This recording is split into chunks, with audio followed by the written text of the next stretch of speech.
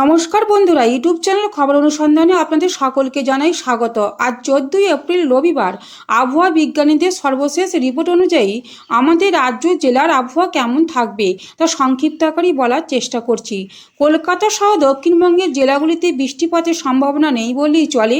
যদিও বৃষ্টি হয় তা খুবই সামান্য, তবে ভারী বৃষ্টির সম্ভাবনা একেবারেই নেই। আগামী কয়েকদিন একটু একটু করে তাপমাত্রা বাড়বে। লুয়ের মতো গরম বাতাস বইতে পারে দক্ষিণবঙ্গের জেলাগুলিতে।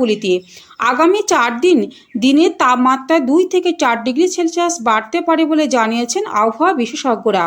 পশ্চিমের জেলাগুলিতে বীরভূম, বাঁকুড়া, পুরুলিয়া, পশ্চিম বর্ধমান, নদিয়াতে অস্বস্তিকর আবহাওয়া নাজেহাল হতে হবে সাধারণ মানুষকে।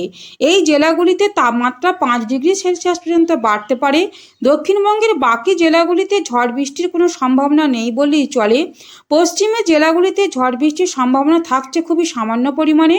উত্তরবঙ্গের ক্ষেত্রে যা আপডেট রয়েছে তা হলো, আগামী 7 দিন উত্তরবঙ্গের জেলাগুলি দার্জিলিং, জলপাইগুড়ি, কালিম্পং, আলিপুরদুয়ার হালকা মাঝারি বৃষ্টির সম্ভাবনা থাকছে। বৃষ্টিপাতের ও তাপমাত্রা সামান্য পরিমাণ বাড়তে পারে। সোমবার অর্থাৎ আগামীকাল বৃষ্টির পরিমাণ বাড়বে। আজ শহরে বাড়বে গরম এবং অস্বস্তি।